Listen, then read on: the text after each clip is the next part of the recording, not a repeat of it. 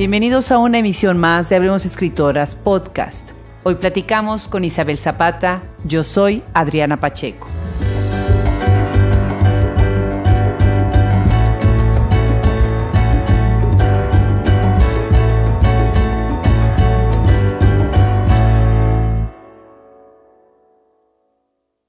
Isabel Zapata nació en la Ciudad de México el 23 de abril de 1984. Estudió Ciencias Políticas en el ITAM y Filosofía en Nueva York.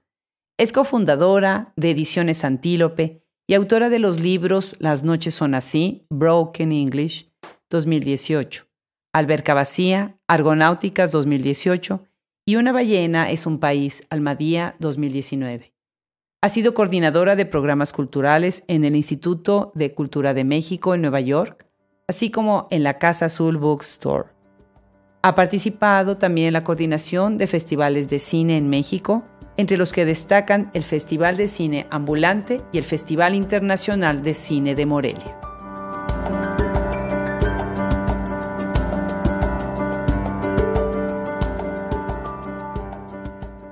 De mi libro, Una ballena es un país.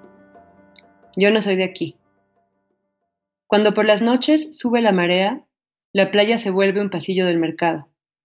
Pañales, galletas de mar, caparazones de erizo, huevos de tiburón tejidos con alga al litoral. Considera ese artefacto de colágeno y curvas suaves.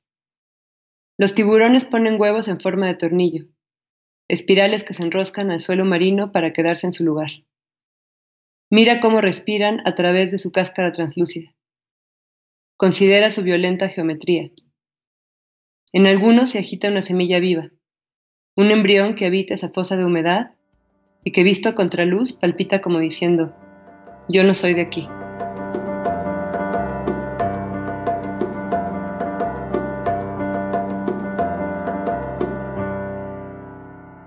Hablemos Escritoras Podcast le da la bienvenida hoy a una joven escritora, Isabel Zapata, que nos escucha y nos platica desde la Ciudad de México. Bienvenida, Isabel. Muchas gracias por la invitación. Bueno, pues ya estamos aquí con una escritora que además estudió filosofía. Entonces, para leer tu obra, pues tuve que regresar a todas estos libros, estos recuerdos tan lindos y encontré unas citas que tenía yo por ahí de Montaigne, que precisamente habla de las palabras que dice Cicerón sobre filosofar es aprender a morir. ¿Qué es para ti filosofar?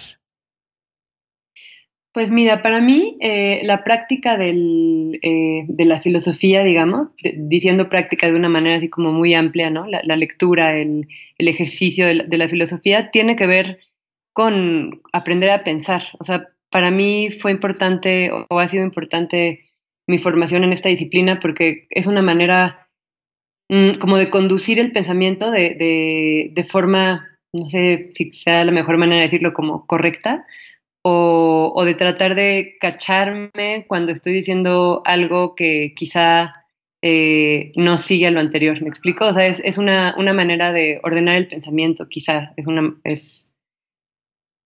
forma más amable de verlo. Entonces, está muy vinculado para mí con la creatividad, porque al final, lejos de lo que nos han enseñado o de lo que dice el mito del creador que vive así en una torre solitariamente y que espera la inspiración de las musas, creo que la escritura y todo ejercicio creativo en cualquier disciplina tiene que ver con eso, con el pensamiento, ¿no? Como pues el arte es al final pensamiento y esa manera de ir y venir en las ideas ha sido importante para mí, como esa trenza, lo veo quizá, de pensamiento y sentimiento o emoción. ¿No? Porque al escribir, pues, creo que no solo es emoción, también es orden. Claro. ¿Qué llega primero a tu vida, la filosofía o la literatura? No, la literatura. ¿Y cómo es tu carrera? ¿Cómo ha sido tu carrera, la progresión de tu carrera? Pues yo estudié, o sea, en realidad yo siempre he leído y he tenido la inquietud por escribir desde muy niña, pero a la hora de elegir carrera, digamos, licenciatura, yo quise, obviamente, estudiar letras o filosofía, una carrera así que para mis papás era un poco hippie. Entonces no fue como tan bienvenida la idea en casa y al final terminé estudiando ciencia política En parte porque, o sea, sí, por influencia quizá de mis padres, pero también porque me convencieron de algo de lo que ahora pienso que tenían razón, que es que mi ejercicio creativo es algo que yo no iba a dejar de hacer, aunque estudiara otra cosa, ¿no? Era algo que estaba ya íntimamente ligado a mí, que no dependía, digamos, de una carrera profesional que tuviera que ir a una escuela a estudiar. En cambio, Claro. sí, en cambio, sí que me convenía tener una carrera más, pues que laboralmente me funcionara mejor para tener como ingresos que justamente me permitieran seguir escribiendo. Y esa fue la lógica en aquel momento, que pues creo que uno está muy joven cuando elige carrera, ¿no? 18 años, yo pienso que el sistema está un poco mal en ese sentido. Creo que somos muy chicos cuando tenemos que enfrentarnos con esta decisión tan importante. Pero bueno, en ese momento decidí estudiar ciencia política y después sí ya me fui a hacer la maestría en filosofía, la estudié en Nueva York y a partir de ahí fue que ya me dediqué más a escribir. Realmente o sea, sí me he desempeñado en temas que tienen que ver con lo que estudié como licenciatura, pero en general pues mi corazón siempre ha estado con pues, escribir y la literatura y esto, ¿no? Qué bien. Empezaste a escribir más o menos como a qué edad, ya de manera un poquito más profesional. ¿A qué edad es tu primer libro? Pues yo tengo un libro muy, muy joven que se publicó cuando yo tenía, ahora verás, creo que 19 o 18 años. Mm. O sea, estaba justo entrando a la carrera. Sí, como 19, yo creo. Pero luego entre ese libro y el siguiente pasaron pues más de 10 años. O sea, como que sí hubo ahí pues un tiempo en el que ya que entré a la carrera y me puse a estudiar y etcétera, un poco o sea, seguí escribiendo, pero ya no hubo otro libro hasta mucho después. ¿Y a qué atribuyes esta distancia entre uno y otro? ¿Sentías que estabas madurando o que otras cosas te distrajeron de llevar a la publicación este segundo libro que se tardó tanto tiempo? Pues más bien creo que estudié mucho. Estudié la licenciatura en una universidad muy, muy demandante que sí me exigía muchísimo tiempo de dedicación, y luego casi de inmediato, o sea, en cuanto salí de la carrera, un poco antes, me fui, o sea, apliqué para irme a estudiar la maestría y me fui casi luego, luego. Entonces, pues sí, fueron, pues sí, unos 10 años, yo creo, o 9 años de estar muy dedicada al estudio. Y que al final ahora, cuando escribo, creo que muchas Claro. de las ideas o de los temas que ahora estoy tratando en mis libros, sí vienen de semillas de esa época, ¿no? O sea, a pesar de que tal vez no estaba escribiendo, sí estaba haciendo cosas que me iban a llevar a la escritura más tarde. Claro, ya se estaba gestando todo, ¿no? Exacto. Interesante cómo hay muchas escritoras con las que hemos conversado que se ligan con la cuestión editorial y todo lo que son publicación. Por ejemplo, Siddhartha Ochoa o Silvia Aguilar. Hay varias que tienen sus editoriales, ya sean digitales o sean impresas, ¿no? Tú también tienes esta relación con el mundo editorial. Y además tienes una relación interesante con la industria del cine en México, ¿no? Platícanos un poquito sobre ese aspecto tuyo. Bueno, con el cine más bien fue una cosa más de casualidad, digamos, que fue un trabajo que, o sea, durante algunos años trabajé en festivales de cine y me gusta mucho el cine, pero hasta ahí fue que me involucré. En cambio, con la industria editorial es un poco más de fondo. Yo tengo una editorial, fundé una editorial con 4 otros amigos en 2015, hace 4 años, ya vamos a cumplir 5. Y para mí siempre ha sido pues un anhelo, ¿no? Que yo tenía desde que empezaba a interesarme por los libros o más seriamente, ¿no? En la universidad o poco después, decís que sería increíble tener una editorial pues me hacía ilusión como esta idea de formar un catálogo propio, como de ayudar a que libros que me parecían muy maravillosos y que no estaban publicados llegaran a los lectores y encontraran su lugar. Y creo que eso es lo que dices, ¿no? Tienes mucha razón. Yo conozco a muchísimos escritores que han tenido estas inquietudes, especialmente en países como México, en el que el mercado editorial, a pesar de que está pues ahora quizá en un auge y hay muchos proyectos muy interesantes, pues sigue siendo insuficiente para la cantidad de libros que se escriben y de libros buenos que se escriben. Y pues ahí fue, o sea, Claro. ahí sigo todavía, seguimos todavía con el proyecto. Es este diálogo entre, o sea, yo como editora con los autores y también yo como escritora con mis editores en otras editoriales, me parece de los más enriquecedores que tengo profesionalmente. Y es de los dos lados. De repente hay ideas que discuto con ellos o sea, que tienen mucho que ver con la gestación de un libro, ese diálogo entre editores y entre autores. Pues ya échate el comercial completo, ¿no? Son en ediciones Antílope y tienen una página preciosísima. Sí. Búsquenla en internet, por favor, y van a ver, es una propuesta muy interesante la que tienen con ediciones Antílope. También colaboras con Broken English. Bueno, Broken English te publica a ti, que es una plataforma bien interesante, ¿no? Porque además es interactiva, es dinámica, tiene muchísimas gráficas. Platícanos un poquito de Broken English. ¿Cómo llega a tu vida y tú cómo publicas ahí? ¿Qué opinas de este tipo de espacios? Bueno, a mí me parece genial que lo que hacen estos chavos que no es que sean tan chavos de edad, pero que a mí me sigue pareciendo como un mundo increíble porque saben muchísimo de pues, plataformas digitales y cosas de las que yo me siento un poco distante ya, de algún modo, o sea, en capacidad tecnológica, no en interés. Entonces llegué con ellos por eso, porque me llamó su proyecto, vi algunos de los poemas. Ellos empezaron publicando como poemas sueltos en su página, también quien nos esté escuchando, si se quiere meter a revisarla, es muy interesante. Sí. Pero sí, es inquietante, divertida. Sí, inquietante, esa es la palabra. Padrísima. Y entonces yo pues, me puse como ahí a seguirlos y seguía más o menos el trabajo que hacían. Y en algún momento terminé, o cómo decirlo mejor, más bien sentí que tenía listo un libro que se llama Las noches son así. Es un libro de poesía que yo llevaba muchísimo tiempo trabajando, demasiado, de esas veces que dices, ya tengo que dejarlo ir.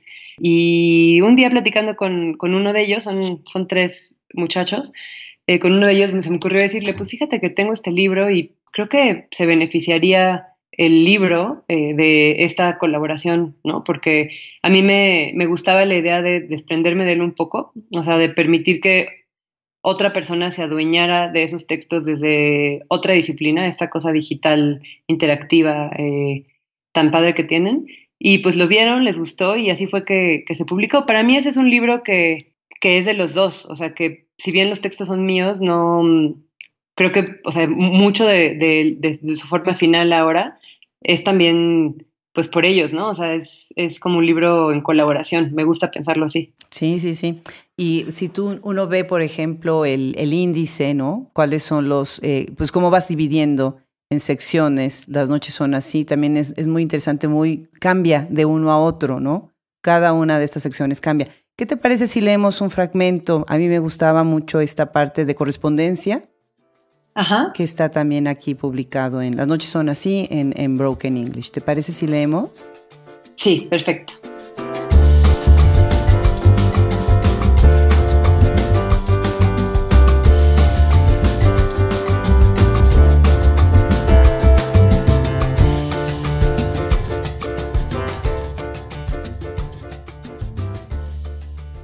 Correspondencia. ¿Y por qué has venido a Delhi? ¿No ves que la gran ciudad yace tumbada como una cosa? ¿No ves lo que han hecho con ella los abís? He recorrido un largo camino desde Punjab. Regresé por el sabor terroso de las lentejas, por la dulzura imposible del jalebi. Uno siempre vuelve a esta ciudad vencida. Sí, así está. Y esta sección, y después atrás tiene unas imágenes, ¿no? Que está cambiando con estos timbres postales y la cámara, y como lo describiste muy bien, inquietante, ¿no? Sí, eso es completamente obra de ellos. Muy interesante. Sí, las imágenes. Y entonces ellos te mandan una propuesta y después ustedes van ahí, como dices, en colaboración armando esta, pues es una publicación totalmente dinámica, ¿no? Sí, la idea era que pudiera adoptar dos diferentes formatos. El primero es esta como plataforma web, que es la que es interactiva, tiene las imágenes que de repente van cambiando, como que es mucho más dinámica. Y también hay el chance de bajar el libro en versión EPUB, para quien prefiera leerlo así a la antigüita con fondo blanco y todo, porque siento que, bueno, mucha gente me ha dicho que de pronto puede ser medio cansado leer con las imágenes moviéndose atrás, o sea, creo que hay para los dos tipos de lectores, ¿no? Si quieren seguir la manera más tradicional o la otra. Y se puede bajar, leer también directamente pues, de un libro que se podría incluso imprimir, formado así como una pequeña plaqueta. Eso es lo que me gustó, que en algún momento, bueno, puedes tener una opción y la otra, porque sí, sí puede ser, pero no todas las secciones son tan intensas, sino que va de acuerdo al texto lo que están poniendo. Muy interesante la propuesta, me gusta muchísimo. También, bueno, ahora que ya conversamos sobre ediciones en Antílope, dicen en la portada de la página, hacemos libros que nos gustaría leer. ¿Cómo es esta alianza con Antílope? ¿Cuáles son como los lineamientos del equipo que conforma la edición de Antílope? Pues es que desde el principio nosotros cuando nos reuníamos las primeras veces decíamos, tenemos que tener pues una visión o un lema, una manera así muy resumida de qué es lo que tenemos en común en este quehacer editorial, ¿no? Entonces decidimos este lema de hacemos libros que nos gustaría leer, porque mucho de nuestra inquietud al formar la editorial era justamente que veíamos a nuestros colegas, amigos de nuestra generación, un poco más jóvenes o más grandes, que estaban produciendo unos libros, bueno, textos en ese momento, porque todavía no eran libros, que nos gustaban muchísimo y decíamos, es que yo quisiera leer este libro, yo quisiera que este libro existiera y quiero hacer algo pues, para hacerlo posible, ¿no? Entonces de ahí fue que salió esa frase que hacemos libros que nos gustaría leer, porque decidimos que era como el mínimo requisito para que publicáramos un libro era justamente ese. O sea, que nos maravillara, que nos sorprendiera, que fuera como lo pensábamos como estos niños que recogen tesoros y los guardan en una caja debajo de la cama, como una plumita, una piedrita, una hoja que se cayó, como estas, pues sí, tesoros. Textos atesorados, ¿no? Ajá, Unos textos, sí, ajá, y qué poco bien. teníamos la posibilidad económica de o sea, de publicar así muchísimos libros, o sea, en volumen, pues dijimos, bueno, lo mínimo que tiene que pasar es que los libros que los libros sean los libros que nos gustaría leer.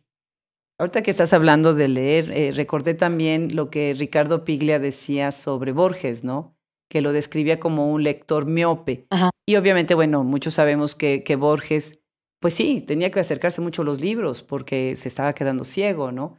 Pero esta manera de ver tan cerca, ¿no? De la idea de un lector miope, es precisamente una lectura tan cercana al texto que es uno de los requisitos de los editores, ¿no? Los editores pues tienen que leer mucho, ¿no? Platícanos un poco sobre tu lectura, ¿sí? ¿Cómo eres como lectora y cuáles son las lecturas que alimentan tu faceta como escritora en general y como ensayista en particular? Em, pues bueno, yo creo que como editora leo de manera diferente que como lectora, valga la redundancia, ¿no? Que como simple lectora. Porque bueno, como editora uno tiene que tener este ojo mucho más avispado, estar revisando, pues no sé, erratas, cosas que de pronto como lector hasta medio estorban, ¿no? Porque te obligan a una lectura en la que te tienes que estar deteniendo a cada rato. Entonces, te voy a responder como lectora, más que como editora. Yo en general soy una mala lectora de ficción, o leo menos ficción de lo que leo otros géneros. Específicamente, cuento leo poco, leo más ensayo y poesía. El ensayo yo creo que es de lo que más. Para mí, mis hábitos de lectura tienen mucho que ver son muy colectivos en el sentido de que tengo mucha gente cercana, o una comunidad cercana con la que comparto lecturas. Esa es una parte importante para mí. O sea, no es una actividad que haga en solitario. Estoy todo el tiempo comparando, hablando pues por lo mismo que somos, o sea, entre amigos cercanos que son editores o escriben o así, pues es todo el tiempo una cosa de retroalimentación y plática que enriquece muchísimo el ejercicio de la lectura. Qué bien, eso me suena muy interesante. Sí, y la segunda pregunta sobre como los autores a los que vuelvo, pues me gustan mucho estos autores tipo Anne Carson o Elliot Weinberger o Pascal Quignard, como que tienen un estilo que raya varios géneros, como que o sea, no podríamos decir que es nada más ensayo o nada más poesía, también tiene algo de narrativa, porque los autores que más me entusiasman son los que rompen con este encajonamiento de géneros que creo que ya nos estorba más de lo que nos ayuda como, al menos como escritores, o yo como escritora, siento que hay que como romper un poco con eso de, bueno, si lo que tú escribes se ve así, es poesía, si lo que escribes se ve así, es ensayo, pues es un texto, ¿no? Y se puede echar mano, creo que de todos los géneros que queramos para construir el texto que nos acomode mejor. Claro, y eso es lo que estoy viendo ya como una tendencia muy fuerte, ¿no? Que la rigidez con la que antes se dividían los géneros se está destruyendo y eso enriquece obviamente muchísimo los textos, pero también requiere de mucha más conocimiento, más técnica, saber más, leer más y entender más cuáles son las diferencias y las similitudes entre un género y otro, precisamente para poder jugar con ellos, ¿no? Como decía Julio Cortázar, ¿qué hacemos con la rayuela cuando tenemos que jugar rayuela, ¿no? Sí, exacto. Creo que para, incluso para la poesía ahora que justo platicaba con una amiga hace poco que hay que aprender las reglas de métrica si las quieres romper. O sea, está bien querer romperlas, pero pues hay que aprendértelas primero. Claro, estoy de acuerdo. Eso hace unos escritores muy interesantes, que son las nuevas generaciones de escritores, porque están precisamente con esa búsqueda de romper, ¿no? De rompimiento. Sí, siento que estamos menos, que nos sentimos menos atrapados o menos temerosos a la clasificación, ¿no? Al final esa clasificación de lo que es una novela o lo que es un ensayo, pues sirve a las grandes editoriales para acomodar los libros en las librerías, ¿no? Pero a nosotros, pues ya no tendría, porque justo estaba viendo hace poco leí este libro de María Gainza, ¿cómo se llama? El nervio óptico, Ajá. que es una maravilla, esta chica argentina, está publicada en Anagrama y justo me llamó mucho la atención que yo lo leí sin leer la contraportada, ¿no? Me lo prestó una amiga, lo leí y me pareció que era, pues para mí quedaba muy claro que era una colección de ensayos. Quizá tenía algo ahí de repente como de narrativa un poco, pero claramente estaba hablando, es una escritora que es crítica de arte, entonces como que entretejía sus reflexiones sobre algún pintor con la experiencia propia, ¿no? Y en Anagrama está clasificado como novela. ¡Ja! Entonces Mira nada más. yo leía la contraportada y decía, la primera gran novela de la escritora, no sé qué. Dije, wow, o sea, los de Anagrama sí que hacen lo que sea por, o sea, porque obviamente la novela vende más, ¿no? Pero es Claro. una clasificación totalmente arbitraria. Sí, estoy totalmente de acuerdo. Como dices, pues es que para poderlo acomodar el libro en el estante. Ahora que estamos hablando ya de temas, yo veo entonces un gran manejo en tu obra del concepto de la cuestión de la memoria en relación con la identidad y no de esta memoria josiana, ¿no? De Joyce, de tener un punto de recuerdo, ¿no? El recherché que vas a ir y vas a regresar una y otra vez, ¿no? O el punto en donde converge todo lo que recuerdas, sino más de otros tipos de memoria, ¿no? Y obviamente, bueno, pues hay muchísima teoría sobre la memoria, si es la individual o la colectiva o la cultural o social o política, ¿no? Yo siento que contigo es mucho esta memoria íntima, ¿no? Que te lleva precisamente a una construcción de una subjetividad y de una identidad. Platícanos un poco sobre esta idea que tienes tú de la memoria, la familia en relación con este ejercicio de recordar, ¿no? ¿Hacia dónde vas con tu obra en eso? Sí, bueno, a mí todo ese tema que mencionas de la memoria y de los mecanismos del recuerdo es un asunto que me inquieta mucho, no solo desde el punto de vista de mis memorias personales, sino también desde los mecanismos casi biológicos, o no sé cómo llamarlos, como científicos de cómo recordamos.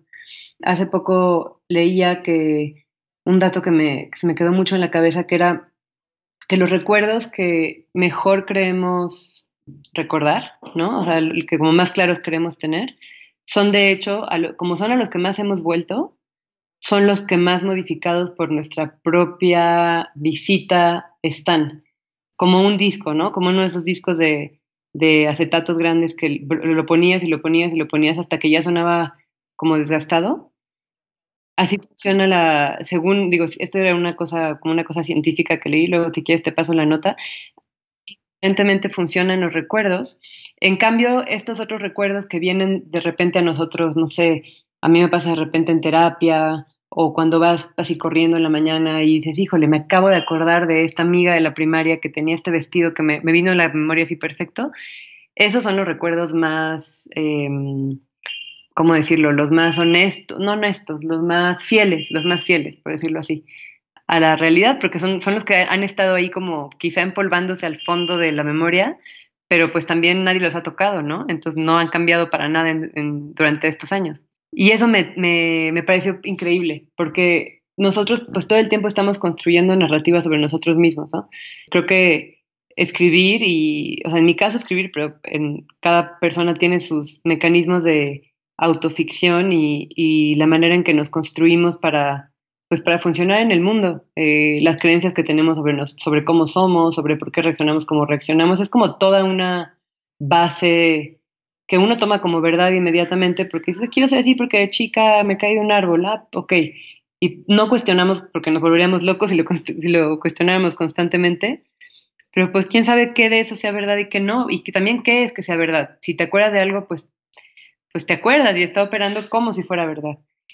Pero por otro lado, ¿cómo nos vamos nosotros armando nuestros recuerdos de acuerdo a fotos que vemos? Total. Y después ya nosotros no las creemos que es un recuerdo.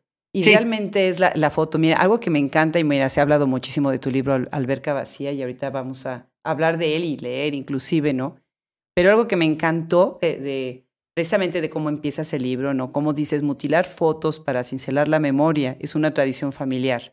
Mamá, artesana del recuerdo, dejó cientos de fotos descabezadas. Bueno, mi mamá era igual, o sea, y después ya era la intriga, la obsesión de a quién había quitado de la foto, ¿no? es lo máximo eso. Eso es lo máximo, ¿no? Bueno, pues platícanos de Alberca Vacía, Argonáutica 2019. Es un libro que todo el mundo está comentando y bueno, a mí me encanta, te felicito. ¿De dónde viene este libro? Está traducido precisamente por Robin Myers, que ya es buena amiga de nuestro programa, de nuestro proyecto. Platícanos un poquito sobre eso, sobre el libro, sobre la relación con la traducción, en fin. Perfecto. Pues mira, Alberca Vacía parte un poco de esto, de lo que hablábamos de la memoria. Para mí me interesaba hablar de los paisajes perdidos, por un lado, por eso el título, a pesar de que no todos los ensayos tratan sobre albercas, creo que una alberca vacía sí resume bien como el mood, o no sé cómo decirlo, el ambiente en el que quería que el lector entrara, que es todo esto que perdemos o que se pierde o cambia de lugar, como dice mi amigo Javier Peñalosa, que dice que las cosas no desaparecen, solo cambian de lugar. Y entonces me interesaba tener pues un espacio para hacerme todas estas preguntas de cómo conservar, qué de lo que perdemos se puede conservar y de qué manera. Entonces, la idea de una alberca vacía querría decir algo que existió ahí dentro, lo tenemos que recuperar, o es la obsesión de tener algo siempre lleno de agua o de algo. Sí, para mí la imagen de la alberca vacía, a pesar de que no todo el libro se trata de albercas, hay una alberca por ahí, una alberca vacía, pero realmente me parecía que transmitía bien pues no mensaje, ¿no? Pero la idea que yo quería poner sobre la mesa, que una alberca vacía siempre es un poco nostálgica, creo, porque siempre es algo que no funciona para lo que fue hecho. De algún modo, una alberca nunca está hecha para estar vacía, siempre está hecha para estar llena. Entonces, Exacto. toda alberca vacía tiene una historia detrás de por qué está vacía.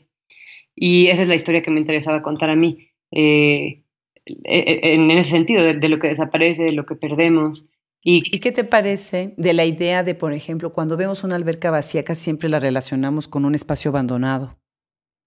sí, un espacio abandonado, aunque también hay albercas vacías que se han readaptado para nuevas funciones, ¿no? Hay albercas vacías que son jardines, hay albercas vacías que son canchas para practicar algún deporte, o etcétera. Al final también ha habido manera de readaptar estos espacios, pero sí, por supuesto que, o sea, lo que de inmediato asociamos con una alberca vacía es una casa abandonada. Claro, pero por otro lado, estos espacios que están reocupados, y tú lo has mencionado en otras entrevistas, ¿no?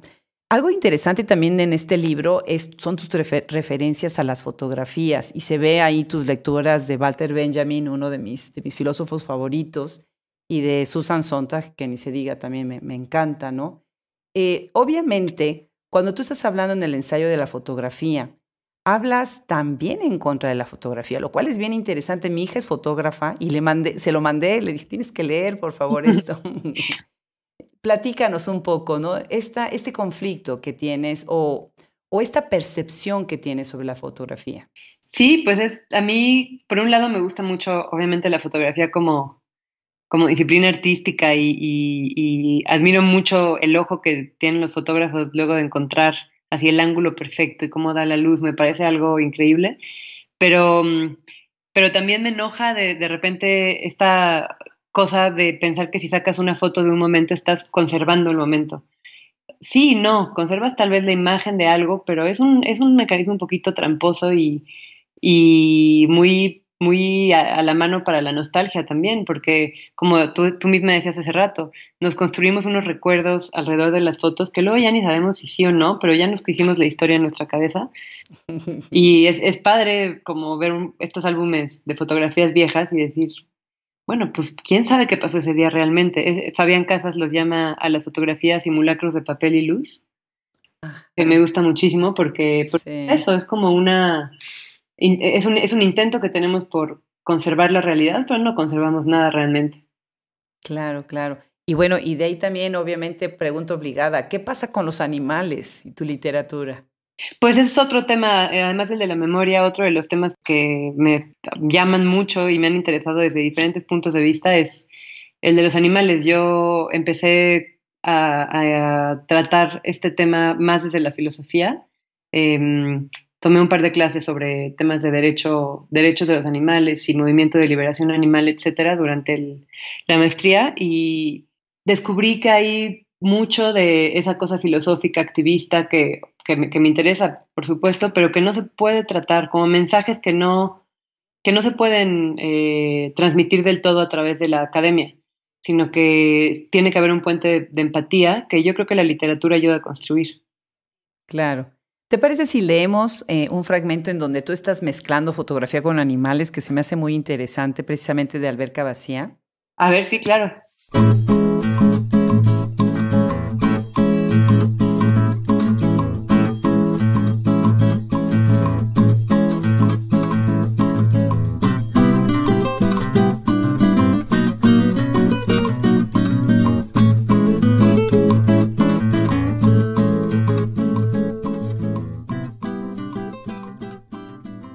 Existe una fotografía tomada en 1921 por Henry Burrell que muestra un tilacino o tigre de Tasmania con una gallina en el hocico.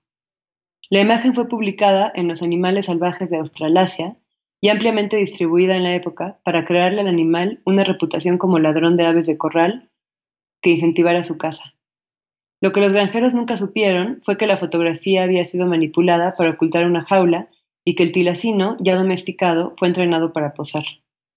Un colega de Burrell va más allá y dice que se trata de un fotomontaje hecho con un ejemplar disecado, un truco más del comediante vuelto naturalista, como se le llamó en la enciclopedia australiana en 1958, que también manipuló cientos de fotos de ornitorrincos que capturaba en los ríos cerca de la estación de Carmarthen para demostrar que podían sobrevivir en cautiverio. Imagínate nada más, un fotomontaje en 1921, ¿no? Y ya con toda una intención, además, ¿no? De poder manipular la opinión pública. ¿Qué te parece? Claro, pues terrible, ¿no? O sea, y se hace todo el tiempo, o sea, tal vez no a través del fotomontaje, pero pues muchos animales, o sea, mucho del grandísimo maltrato al que sujetamos a los animales, hemos sujetado y sujetamos todavía a los animales hoy en día, es desinformando a la gente de lo que realmente pasa detrás de los mataderos y detrás de los zoológicos, etcétera. Sí, totalmente de acuerdo. Bueno, pues me gustaría empezar a hablar sobre tu faceta como ensayista. Tú eres colaboradora frecuente en Letras Libres y quería preguntarte, antes de empezar a leer un poquito, hablar un poco sobre tus ensayos, ¿cómo percibes el lugar de las revistas críticas en la discusión actual y cómo te ha funcionado para ti el espacio de las revistas para hablar de tu propia visión de México? Bueno, el espacio que tengo en Letras Libres lo dedico principalmente a temas de género y cultura, y ha sido, es digamos, una columna de opinión, como les llaman. No es parte o no ha sido parte de mi trabajo puramente, ¿cómo llamarlo?, como creativo, sino que es más lo utilizo más para hablar de temas de coyuntura, como para analizar cosas que están pasando en la actualidad, etcétera. Entonces creo que tiene una función un poco distinta que otros medios. En ese sentido es muy, muy útil para establecer diálogos con, pues principalmente con otras mujeres, es lo que más me interesa, pero bueno, con otras personas. Y también creo que es importante que se abran espacios para discutir temas que generalmente se quedan en lo privado, ¿no? O son cosas que hay que urge como primer paso para terminar con un montón de problemas, discutirlos. Creo que esa es la utilidad más grande que tienen las revistas de ese tipo. Claro, y se percibe además esta diversidad de temas que te preocupan, pero a la vez tu seriedad en llegar a lo profundo en cada uno de ellos, ¿no? No lo tocas de manera superficial, por lo contrario. Ahora, estoy viendo, por ejemplo, tienes un ensayo que se titula Cuidar, reconocer, acompañar, notas sobre un movimiento vivo. Ahí hablas del movimiento Me Too y me parecería muy relevante para la conversación que platicaras un poco sobre tu idea esta colectiva del Me Too y de otros movimientos de los que has hablado en algún momento para proteger los derechos de las mujeres. Sí, en el caso del Me Too, bueno, de muchos movimientos de derechos de las mujeres, pero también de un montón de otras cosas, iniciativas sociales, etcétera, creo que plantean muchas preguntas, ¿no? Y que de pronto es fácil hoy en día atrabancarnos con las respuestas y como pensar que tenemos todo resuelto. Y no, o sea, el caso del Me Too es el ejemplo perfecto de esto. A partir de lo que pasó hace un par de meses, 2 o 3 meses en las redes sociales, etcétera, como este escracheo público, ¿no? De los escritores que habían sido señalados, etcétera, creo que eso fue una buena muestra de cómo nosotras mismas, o sea, no hay respuesta sobre cómo debemos hacer,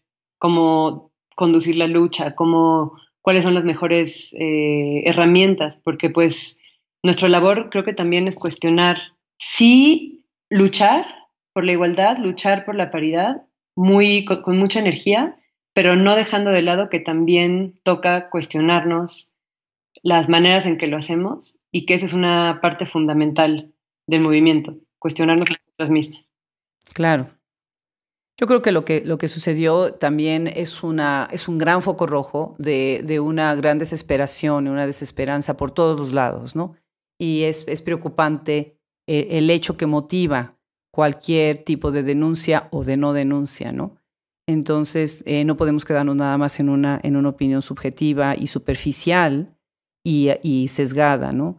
Pero sí estoy de acuerdo en que es un tema que pues cada vez se está oyendo más, pero a la vez, no sé si estés de acuerdo, hay cosas que se están silenciando más, ¿no?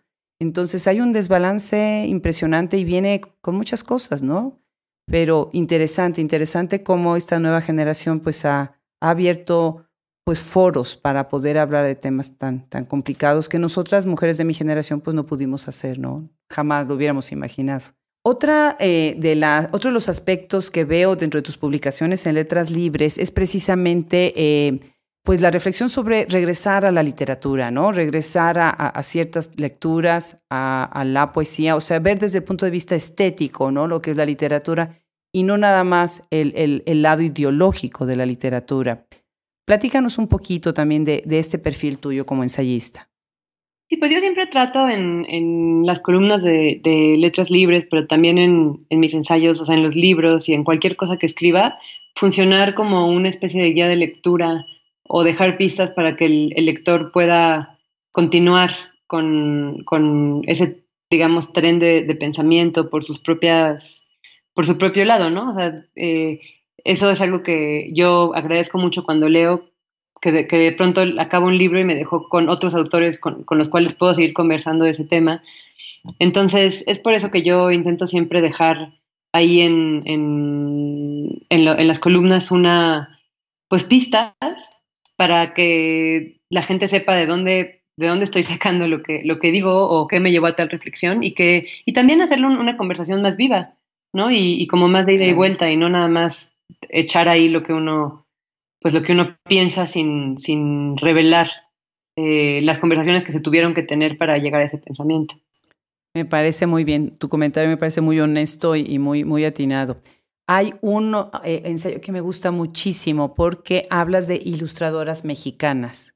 Nadie hablaría de ilustradoras mexicanas, o sea, cómo las actividades de las mujeres quedan tan silenciadas, ¿no? Este bellísimo ensayo, 3 nuevos cajones con llave sobre ilustradoras mexicanas. Platícanos un poco sobre este ensayo. Sí, hice como 3 entregas de la bitácora sobre ilustradoras. Creo que estas colegas están haciendo un trabajo importantísimo en lo que respecta a la visibilización, perdón, de cómo es ser mujer. Pues, revelan un montón de información, ¿cómo decir? Como es una reflexión desde otros medios, ¿no? Desde la escritura se puede llegar a ciertos espacios, pero desde lo visual creo que también es algo que vale la pena explorar. Entonces, estas chicas de las que yo hablo, son 9 en total, creo, han usado pues sus Sí. habilidades de ilustración, que además yo admiro especialmente porque yo dibujo horrible.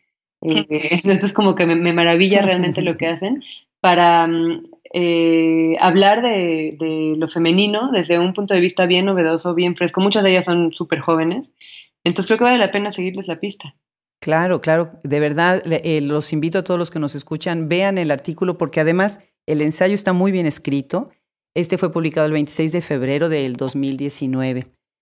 ¿Tienes otras colaboraciones en otras revistas?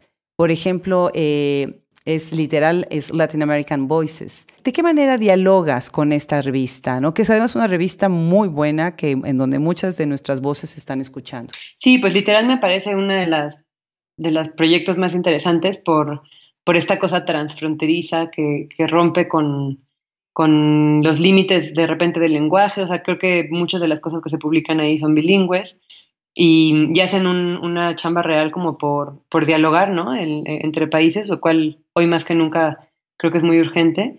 Es un espacio que me gusta mucho, creo que es muy serio, siempre es garantía lo que haya ahí para leer. Yo lo sigo de cerca. Y bueno, ahí he colaborado con un par de reseñas y también se publicó ahí uno de los ensayos que vienen en Alberca Vacía. Entonces, pues sí, es un espacio que vale la pena seguir también. Claro, claro que sí. Bueno, y por último, estábamos mencionando a Robin Myers, que es una excelente traductora. Ella traduce uno de tus libros.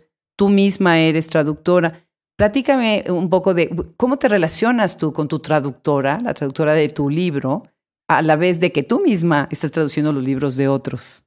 Pues Robin es lo máximo. ¿Qué te puedo decir? Tú ya lo sabes. ¿Qué Este, ni qué?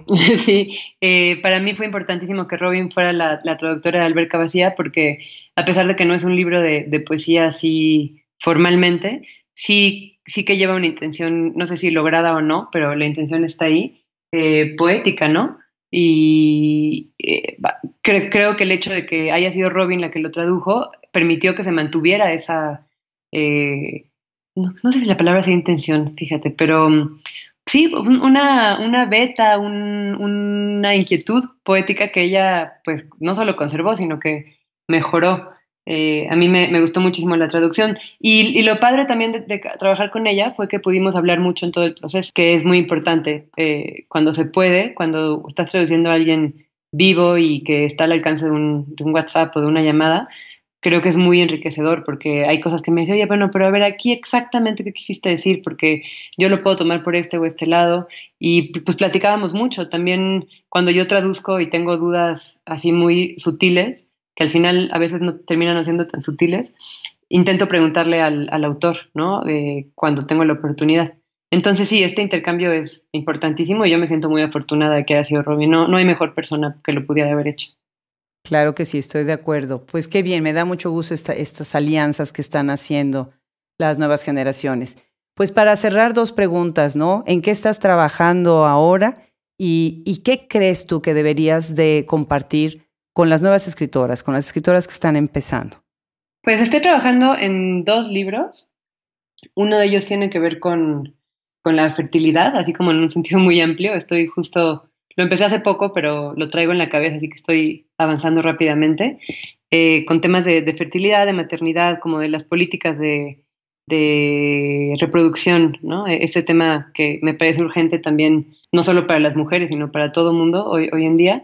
Y estoy trabajando en otro libro que va un poco más atrasado, pero también está en mi mente ya gestándose, sobre Montaigne, quiero hablar de un poco de la vida de Montaigne, que es un personaje que me parece fundamental para todos los escritores. O sea, como escritor, yo creo que eso, conectando con tu segunda pregunta, yo la primera referencia a la que trato de mandar a todo el mundo que me pregunta es a Montaigne. Me parece urgentísimo que lo leamos, que lo leamos una traducción buena, porque luego hay unas traducciones que parece que es aburrido, pero la de Acantilado, por ejemplo, está muy bien. Y es una voz sensata, divertida, honesta, sabia, compasiva, que no caduca, ¿no? O sea, yo creo que es súper importante. Y es una figura que, como él mismo mentía mucho, y mentía mucho sobre su propia vida, entonces sobre su figura ha sido un poco, o sea, su biografía ha sido un poco truculenta de hacer. No, yo no quiero escribir una biografía, sería una cosa que me tomaría una vida entera hacer y no es mi intención, pero más bien quiero escribir desde la poesía sobre un par de personajes que fueron importantes en su vida y explorarlo desde ese diferente punto de vista. No, pues bienvenido ese libro, ya más que esperado. Yo recuerdo cuando estaba estudiando también el doctorado que hablábamos y salía a la conversación y tenía yo exactamente esa fascinación de decir, bueno, qué personaje Montaigne, ¿no? Así que bueno, pues bienvenido. Pues muchísimas gracias, Isabel, fue un verdadero gusto. Me imagino que, bueno, vienen muchas publicaciones y un trabajo arduo. Hay mucho que hacer y te agradezco el tiempo y también te agradezco que estés metida en la cuestión de la publicación. Mucho éxito con su editorial y con todos los proyectos. Muchas gracias, te agradezco mucho a ti también el espacio.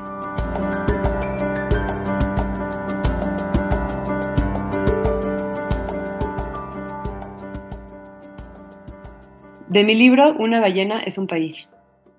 Diorama con oso polar. Al fondo del pasillo vive un oso polar. La entrada es cara, pero si te acercas lo verás devorar una foca de sangre falsa. ¿Sueña el oso disecado con focas vivas? El taxidermista que arregló su cuerpo conoce la elasticidad de su piel, la aritmética de su esqueleto, el ángulo exacto de sus articulaciones, pero no el espíritu de hielo que en ella se agitaba.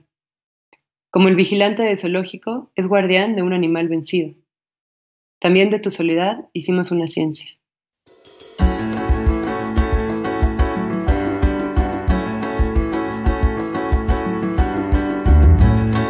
Si quieren saber más sobre la obra de escritoras contemporáneas, no olviden escucharnos y seguirnos en nuestra página de internet Hablemos Escritoras Podcast. Cada semana, un episodio hablando de literatura y cultura. Hablemos Escritoras Podcast es gracias a la producción de Fernando Macías Jiménez, Wilfredo Burgos Matos, Andrea Macías Jiménez. Se despide hasta la próxima, Adriana Pacheco.